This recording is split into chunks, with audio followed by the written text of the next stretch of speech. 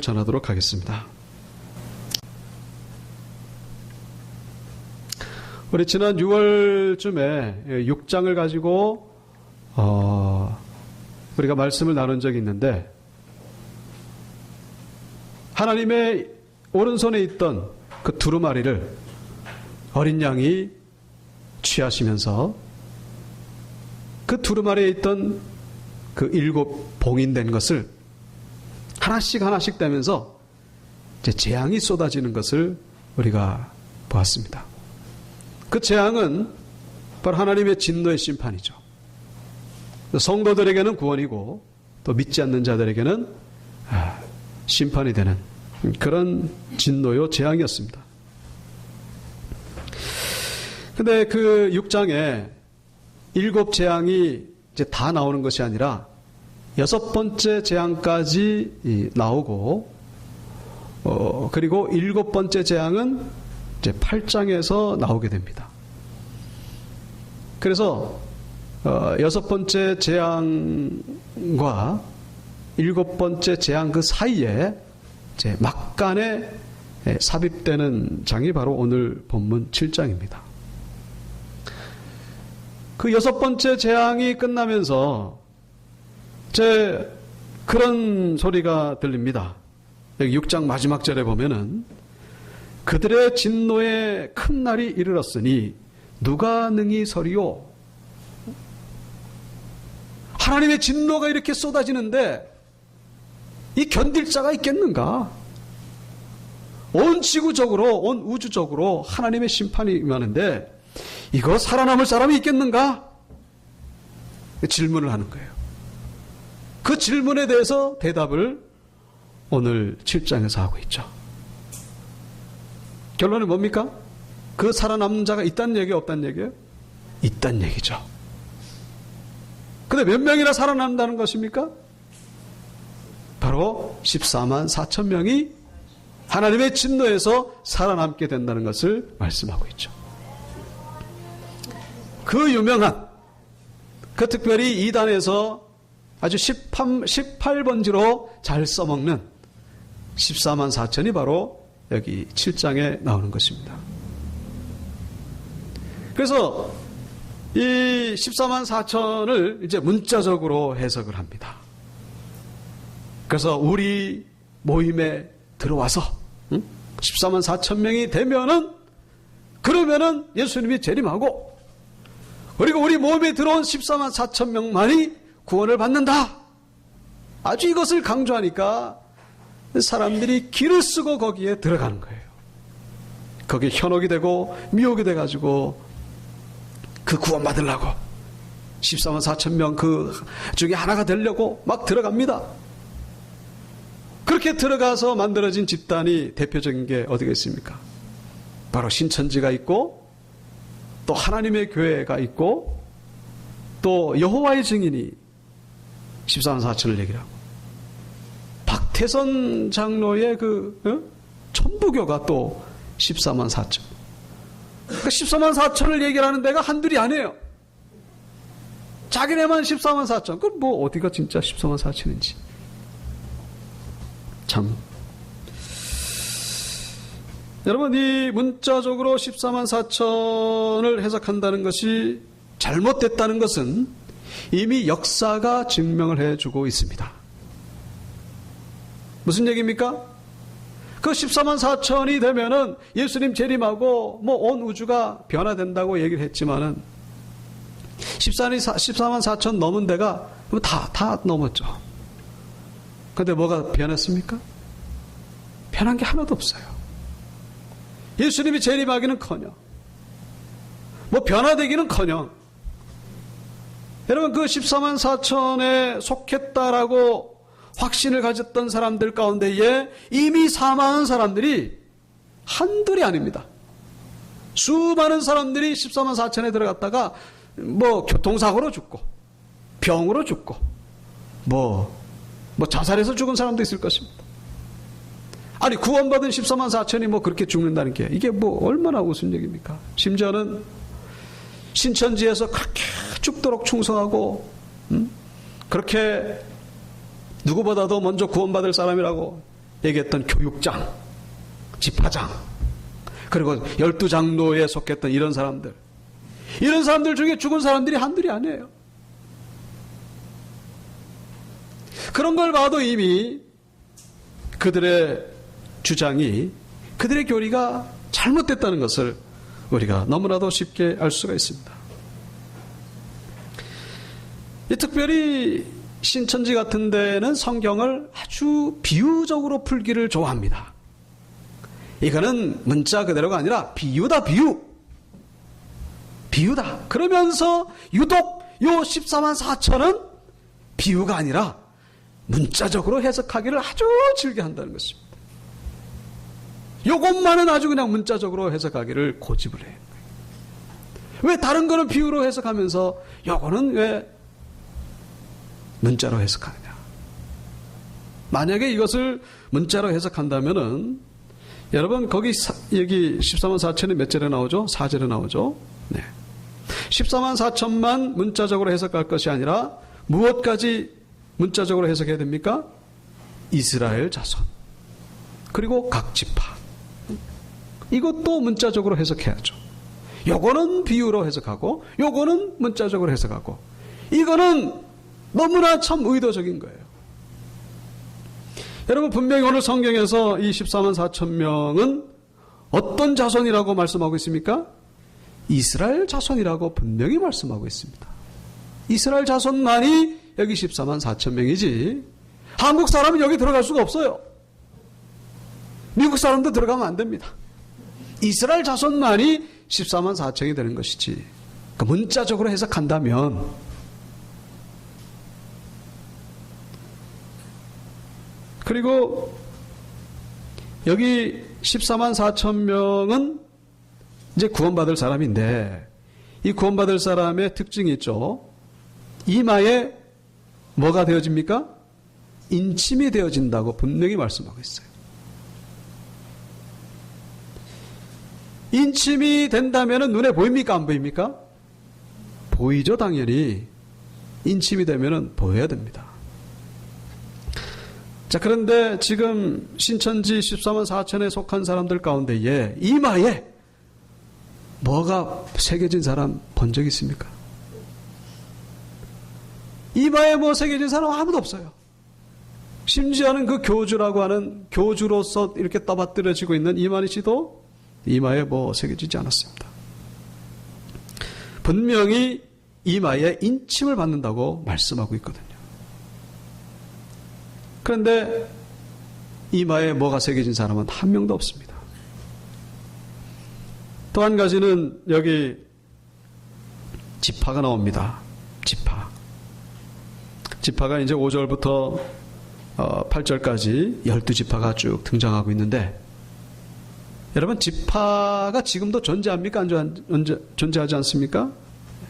지파는 이미 사라진 지 오래입니다. 이미 사라진 지 오래예요.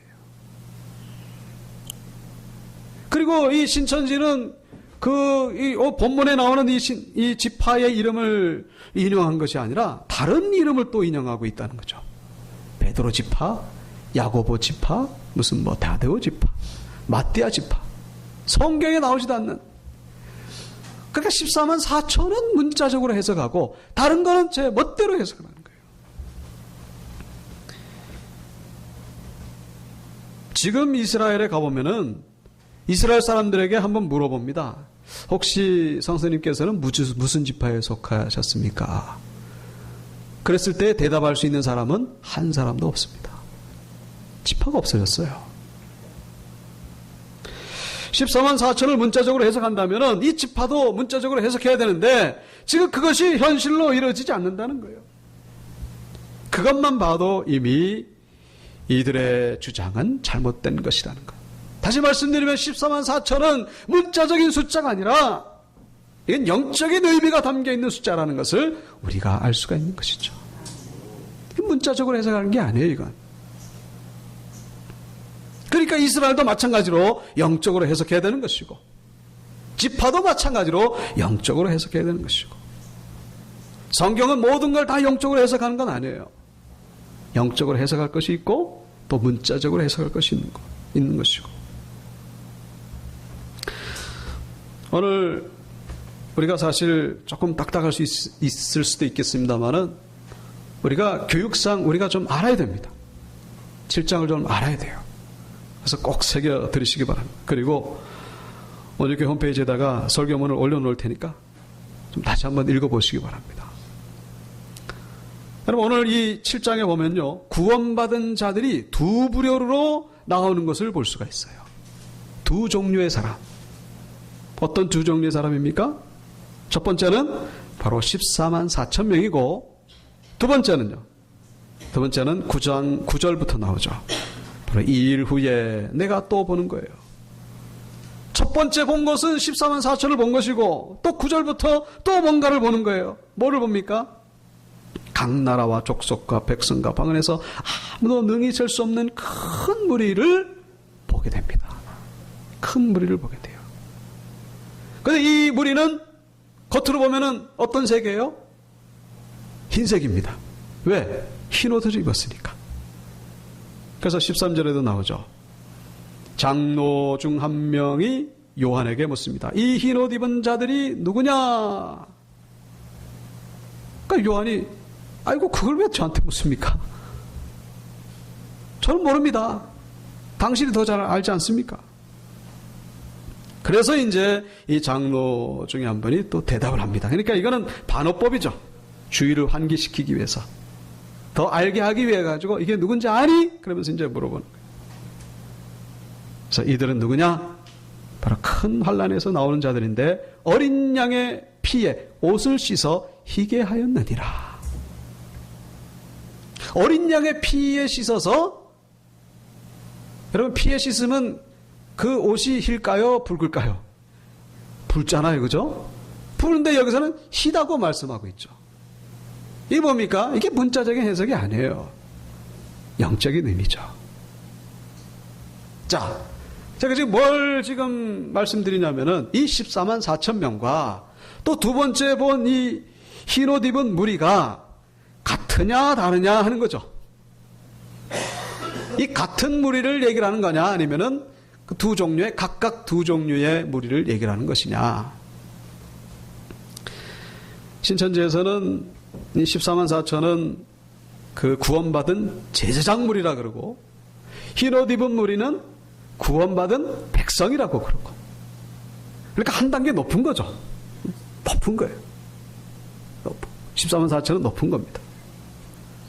여러분 그리고 개신교 우리 정통 기독교에서도 이 둘을 다르게 보는 분들이 꽤 많이 있습니다. 그래서 이 14만 4천은 육적인 이스라엘이라고 봐요. 육적인 그 이스라엘 사람들 중에 구원받을 사람들이 바로 14만 4천 명이다. 그리고 이 흰옷 입은 무리는 바로 이방인들, 우리 같은 사람들이라고 그렇게 따로 다르게 봅니다. 그런 분들이 있고, 또 어떤 목사님들은 이 14만 4천은 우리 같은 다 구원받은 사람들인데 이 사람들은 특별히 이렇게 종들이다, 사명자들이다, 전도자들이다. 응? 그리고 흰옷 입은 무리는 그 전도자들에 의해서 구원받은 자들이다. 이렇게 보는 거예요. 자, 여러분은 어떻게 생각하실지는 뭐 갑자기 지금 질문을 드려가지고 좀 그렇겠습니다만은 하여튼 집에 가셔서 좀 읽어보시기 바랍니다. 저는 이것을 다르게 보지 않습니다. 이거를 같다라고 봅니다. 같다고 봅니다. 다시 말씀드리면 14만 4천 명과 그리고 흰옷 입은 무리는 같은 것을, 같은 모두가 다 거기 안에는 뭐 이스라엘 백성 가운데 구원받은 사람들도 포함되고, 그리고 구원받은 우리 온유교회 성도님들도 포함되고, 옛날 그 초대교회 때부터 다 구원받은 사람들을 다 포함된다라고 저는 보고 있습니다. 보고 있습니다. 이거는 뭐 저의 확신이기 전에 말씀의 근거를 제가 드리면은 14장 3절에 가보시면요. 14장 3절에 가보시면은 14장이 저기 앞에 스크린에도 나옵니다만은 14장에 여기 또 14만 4천 명이 또 한 번 등장해요. 14만 4천 명이. 자, 이 7장에서 봤던 14만 4천 명이 14장에 또 등장하고 있다는 거죠. 그러면 7장에 나오는 14만 4천 명과 이 14장에 나오는 14만 4천 명이 같은 거냐? 같은 거냐? 같기도 하고 또 다른 것 같기도 하고. 그래 보면은 14장에 나오는 14만 4천 명은요, 우선 지파 이름이 없어요. 지파 이름이 이렇게 소개되지 않는다는 것이죠. 그리고 또 한 가지 중요한 게 바로 3절의 말씀입니다. 여러분이 보시다시피 저기 뭐라고 되어 있냐면은 그들이 보좌 앞과 내 생물과 장로들 앞에서 새 노래를 부르는데 땅에서 속량함을 받은 14만 4천 밖에는 능히 이 노래를 배울 자가 없더라. 자, 이 노래는 새 노래죠. 14만 4천 명이 부르는 노래는 바로 새 노래예요. 새 노래. 근데 이 새 노래가 뭡니까? 새 노래.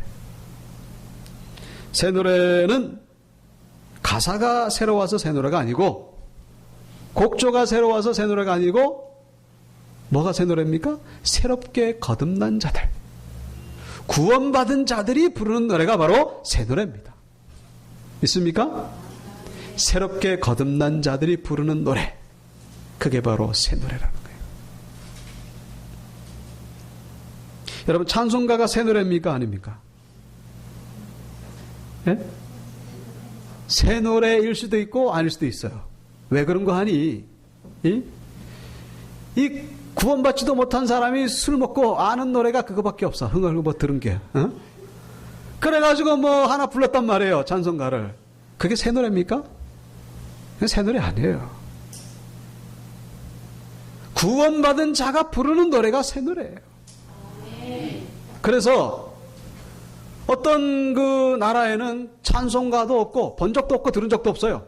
예? 근데 이 사람이 구원을 받아가지고 너무 기뻐. 너무 감사하고. 그래가지고 뭐 허접하지만은, 자기 혼자 그냥 가사를 짧게 지어가지고 노래를 불렀단 말이에요. 감사하고 찬양하고. 그 새 노래입니까? 아닙니까? 그 새 노래죠.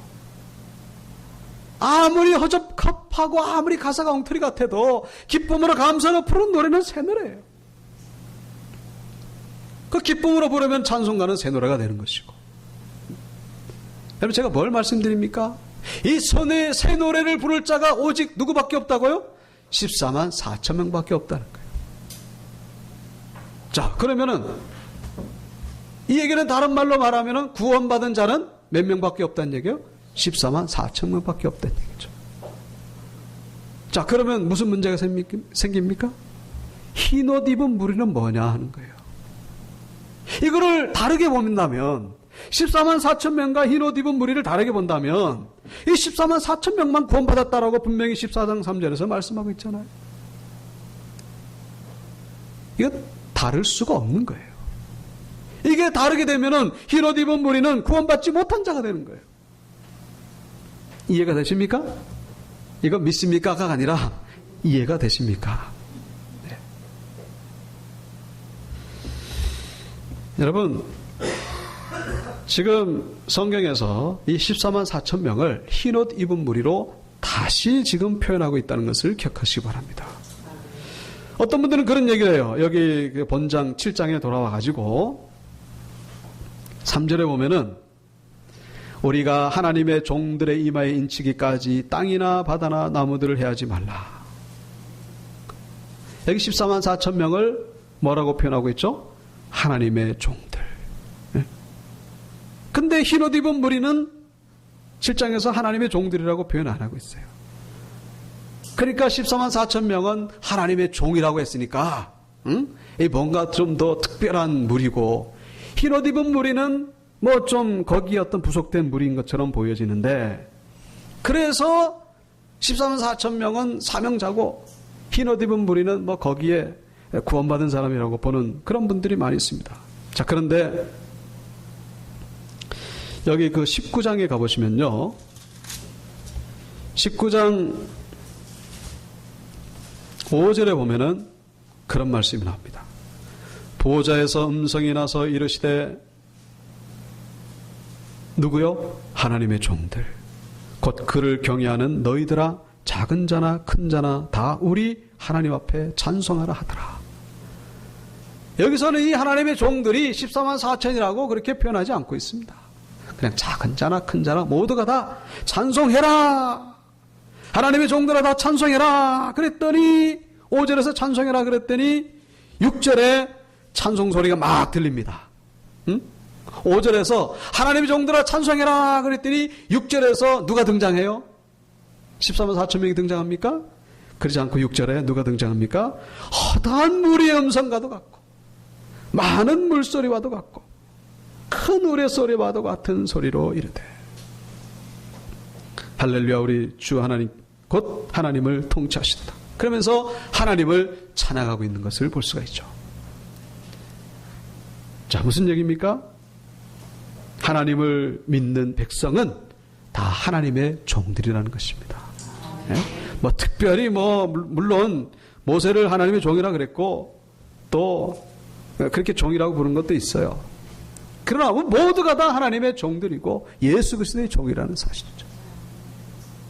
다시 말씀드리면 24만 4천 명과 흰 옷 입은 무리가 결코 다를 수가 없다는 것입니다. 자, 그러면은 본문에서는 왜 이 지파를 있지도 않은 지파를 얘기를 하고 그리고 왜 또 14만 4천 명은 이야기하는 이유가 뭔가? 14만 4천. 네, 많은 분들이 그렇게 얘기를 합니다. 12사도 곱하기 12제자 곱하기 1000. 그렇게 얘기를 합니다만은 이 7장에 나오는 내용만 가지고는 그게 아니에요. 이 12지파 한 지파당 몇 명이라고요? 한 지파당 12,000명. 그죠? 한 지파당 12,000명이에요. 한 지파당 12,000명이 몇 지파라고요? 12지파. 그래서 14만 4천 명이에요. 그래서 14만 4천. 그러면은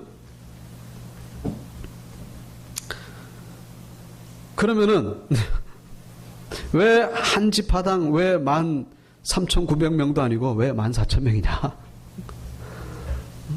왜 14,001명도 아니고 왜 14,000명이냐? 그 14,000명의 의미가 뭐냐는 거죠. 12,000명이냐? 12,000명. 12,000명은 12,000명에서 우리가 알 수 있는 숫자는 뭐예요? 12 곱하기 1000이죠. 그죠? 12 곱하기 1000이 12,000명이에요. 자, 이거는 제가 이 사실 오늘 이 시간에 얘기를 안 하려고 했는데 궁금할까봐 이제 말씀드립니다만 12 곱하기 1000이 12,000명이에요. 12는 완전 숫자입니다. 꽉 채워진 숫자예요.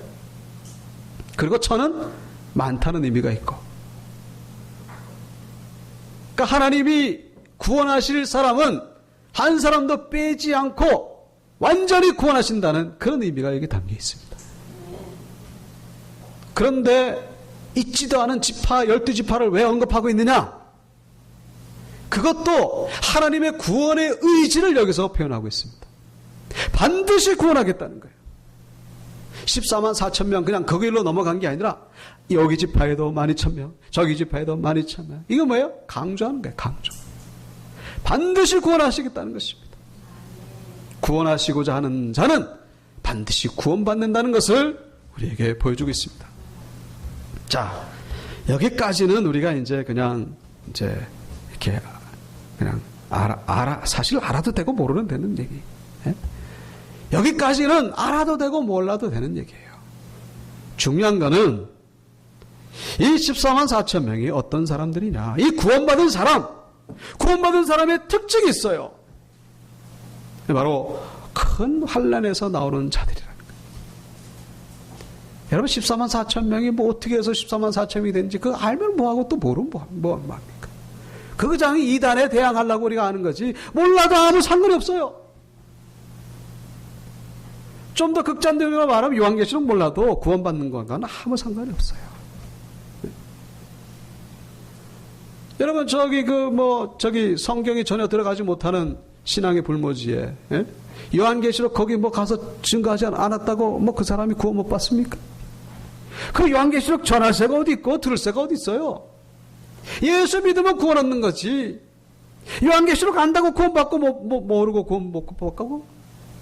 전혀 그렇지 않아요. 구원의 조건은 뭡니까? 예수 믿음이죠. 예수 믿음밖에 없어요. 제가 왜 이렇게 길게 설명하냐면은 워낙에 회자가 되고 화자가 되기 때문에 말씀을 드리는 거지. 여러분이 꼭 알아야 되기 때문에 드리는 말씀은 아니에요. 중요한 건 뭡니까? 여기서 중요한 거는 이 구원받은 자들의 특징이 있다는 거예요. 그 특징은 바로 큰 환난에서 나오는 자들이라는 것이죠. 큰 환난에서 나오는 자들.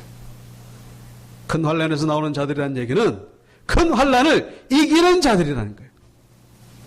환난을 이기는 자들, 그 사람들은 구원받은 사람이라는 것을 증명하고 있다는 것입니다. 반대로 얘기하면은 환난에서 그냥 픽픽 쓰러지고 환난이 조금 오면은 그거 못 찾아가지고 튕겨나가고 그 사람에게 구원이 있는가 우리가 의심해 볼 필요가 있다는 것이죠. 환난을 이길 수 있다면, 환난을 참을 수 있다면, 환난을 견딜 수 있다면 그 사람은 구원의 증거가 있다는 것을 보여준다는 사실.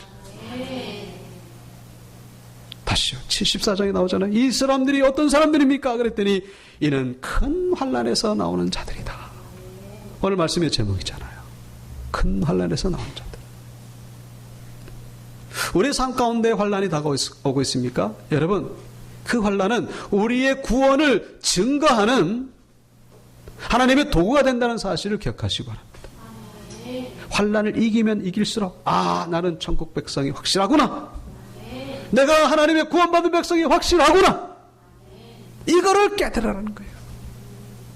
14만 4천 명이 어떻게 들어갈까? 이게 아니라 여러분이 이미 14만 4천에 들어가 있어요. 그거 두려워하거나 겁내지 마십시오. 그거 두려워하면 이미 구원 못 받은 사람. 그거 내 들어갔는지 못 들어갔는지 그거 궁금한 사람은 구원 못 받은 사람이에요. 여러분, 우리가 뭐 해가지고 14만 4천 내는 게 아니라 예수 믿어서 구원받는 거예요. 요한계시록을 알아가지고 14만 4천에 들어가는 게 아니고 우리 이미 인 맞은 자들입니다. 성령 인 받은 자들. 그런데 그 증거가 뭐라고요? 환난을 이기는 자들이라는 것입니다. 환난을 못 이기면은 환난에서 쓰러져 가지고 넘어지면은 구원이 있는지 없는지 한번 의심해 볼 필요가 있다는 것이죠. 사람마다 환난의 강도는 다릅니다. 사람마다. 어떤 분은요, 주일 예배 나오는 거 그게 큰 환난이에요. 주일 예배 나온 그분은요, 그분에게는 큰 환난을 이긴 거예요. 그분에게도 구원이 있습니다. 믿습니까? 사람마다 이 환난의 강도가 다르다는 것이죠. 어떤 분은 욥과 같은 그런 환난이 있어요. 욥과 같은.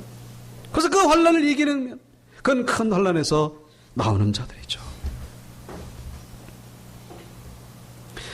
어떤 장로님이 청와대에 초청을 받았다고 합니다. 어떤 목사님이 하시는 얘기를 제가 들었어요. 그 목사님이 하시는 장로님이 청와대에 초청을 받았는데 거절했어요. 왜냐? 바로 그날 저기 지방에 있는 개척교회에 가서 간증 집회를 하기로 한 날이에요. 어떤 게 더 중요합니까? 그 조그만 교회 간증 집회. 여러분 그럴 수 있습니까? 지금 대통령이 지금 나를 불렀어요. 거기 식탁에 많은 사람도 아니고 소수 몇 명이 그 자리에 가야 되는데 아마 100이면 99명은 아마 다 여기를 다 취소하지 않을까. 우리 온육교회 성도님들은 그러지 않을 줄로 믿습니다. 네? 우리 교회 온육교회 성도들. 이 환난이 환난. 그 환난을 이기는 거예요. 우리는 과연 예수님 때문에 무슨 환난을 이기고 있느냐, 이거를 우리가 한번 돌이켜보자는 거예요. 예수님 때문에 환난을 받는 게 많으면 많을수록 그 사람은 하나님께 선택받은 자라는 거예요. 내가 뭐 때문에 예수님 때문에 환난을 당하고 있습니까? 교회 봉사? 아니면 새벽 예배?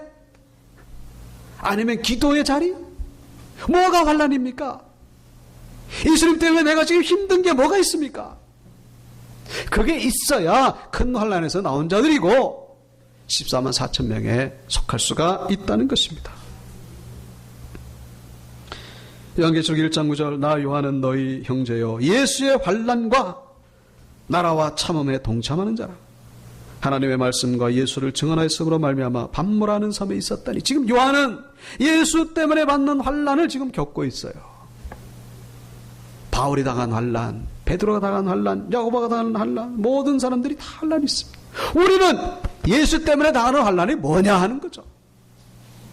예수 때문에 자존심 상하고 예수님 때문에 수치를 당하고 예수님 때문에 부끄러움을 당하는 그게 도대체 뭐냐 하는 것입니다. 그거를 이길 때 우리는 구원받는 자가 된다는 거예요. 구원받은 자로서 증거를 보여준다는 것이죠. 명륜동에 있는 교회의 한 권사님의 간증을 제가 본 적이 있습니다. 이 권사님이 젊어서 신앙생활을 했는데 그만 불교 믿는 남자에게 시집을 와가지고 그때부터 신앙에 핍박을 당하기 시작합니다. 교회를 갔다 오면은 그냥 그 옷을 찢어버리고 성경책을 아궁이에 던져버려요. 그러면서 본인은 술 취해가지고 맨날 알코올 중독에 걸려요. 그러면서 이 권사님도 그냥 젊어서 막 병이 걸리고 병이 막 점점 더해가니까 주변에서는 그 남편에게 얘기를 하는 겁니다. 응? 당신이 말이야 예수 믿는 부인을 핍박해가지고 저렇게 병에 걸린다고 교회 보내야 된다고. 그래가지고 이제 어쩔 수 없이 교회를 나가게 했는데 교회를 나가겠지만 너무 힘들어요. 그래서 이분이 이제 3남 1녀를 낳았는데 그 중에서 둘을 데리고 서울 올라왔어요.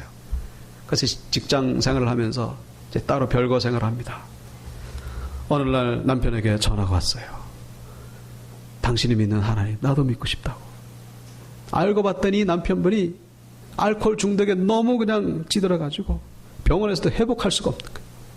그래서 산에 올라가가지고 자기도 모르게 하나님을 부르짖었다. 그 아내가 믿는 하나님 그렇게라도 좀 살고 싶어가지고 그래서 결국 이 남편분이 하나님께로 돌아왔어요. 근데 그렇게 이제 가정이 회복되는가 싶었는데 그 사남매 가운데 막내 아들이 또 중고등학교 때부터 이상한 징조를 보여요. 정신적인 문제가 있어요. 학교도 안 가고 집에만 틀어박히는 거예요. 대인기피증, 자폐증이 걸려가지고 뭐 누구 앞에서도 누구도 만나지 않고 밖에도 나가지 않습니다. 그래가지고 여기 용산에 있는 중앙대학교 병원에 정신과 치료를 받는 과정에서 보니까 이 아이가 초등학교 때에 그 엄마의 혈액형, 아빠의 혈액형 요거를 보니까 근데 그게 잘못 나온 거예요. 엄마의 혈액형이 가정에서는 있을 수 없는 혈액형이 나온 거예요. 그래가지고 이 아이가 뭐라고 생각했냐면은 이 엄마는 나의 친엄마가 아니다. 응? 그래가지고 엄마가 나를 힘들게 하고 나를 구박하는구나. 그때부터 이제 엄마를 이상하게 보기 시작한 거예요. 그때부터 정신적으로 이상하게. 물론 다른 이유도 있겠지만 그게 컸다는 거예요. 충격이. 그래서 그 자리에서 내 혈액형은 이게 아니라 진짜 혈액형은 바로 네 친엄마가 되는 혈액형이다 그러면서 검사로 보여줬다는 거예요. 근데 보여줬음에도 불구하고 더 나빠지기 시작하는 거예요. 상태가 더 나빠지는 거예요. 그러니까 폐쇄병동에도 들어가고. 그래서 결국 마지막으로 어디를 갔겠습니까? 하나님께로 나간 거예요. 기도원에 갔습니다. 금식 기도를 하면서 조금 힘들었지만 아들에게도 금식 기도를 시켰어요. 놀라운 것은 이 금식 기도 기간을 끝나고 나서 이 아들이 회복되기 시작하더니 완전 회복돼가지고 신앙생활 하면서 청년의 회장을 지내고 그리고 야 이제 좀 대학 좀 보내야 되겠다. 고등학교 축제했으니까 2년제 대학이나 보려고 했더니 4년제 대학 합격해가지고 나중에 결혼해가지고 아들 딸 낳아가지고 지금 아주 행복하게 살고 있다고 하는 그런 간증을 읽은 적이 있습니다. 할렐루야. 믿음으로 환난을 이겼다는 거예요. 큰 환난을 이겨낸 자들. 여러분 환난을 이기려면 어떻게 됩니까? 오늘 15절에 나옵니다. 환난을 이기려면은 그들이 하나님의 보좌 앞에 있고 그의 성전에서 밤낮 하나님을 섬김에, 성전에서 하나님 앞에 있고 성전에서 하나님을 섬길 때, 물론 이거는 구원받은 후에 그 결과지만은 우리가 한 가지 아셔야 될 것은 이 땅에서 성전을 가까이 한 자들이 천국에 올라가서도 성전에서 밤낮 하나님을 섬길 수가 있다는 것입니다. 믿습니까? 이 땅에서 성전을 가까이 한 자들이 저 천국의 성전을 들어간다는 거예요. 지금의 모습이 천국의 모습입니다. 여러분, 지금 성전 가까이 안 하는 분들은요, 천국의 성전을 가까이 할 수 있을런지 그게 의문시 된다는 거예요. 이 땅에서 이 성전을 가까이 하고 성전에서 하나님 앞에 예배드리기를 힘쓰고 그런 사람들은 뻔해요. 안 봐도 천국 갑니다. 안 봐도 성전에서 하나님을 섬길 자예요. 믿습니까? 환난을 이기려면 이것밖에 없다는 거예요. 우리의 결심, 의지, 택도 없는 소리죠. 여러분, 좀 전에 드린 이 권사님의 이야기, 여러분, 성전에 나가서 환난을 이긴 거예요. 우리가 어떻게 이 큰 환난을 이길 수 있겠습니까? 우리 삶 속에 다가오는 수많은 종류의 환난, 오직 한 가지 방법밖에 없어요. 성전을 가까이 하시기 바랍니다. 성전에 나오셔서 기도하십시오. 예배드리십시오. 그래서 구원받은 자들 14만 4천에 다 들어가시고 17절에 하나님께서 그들의 눈에서 어떻게 해요? 모든 눈물을 씻어 주실 것입니다. 여러분의 눈물이 씻어지시는 그런 은혜가 임하기를 주님의 이름으로 축원합니다. 네, 우리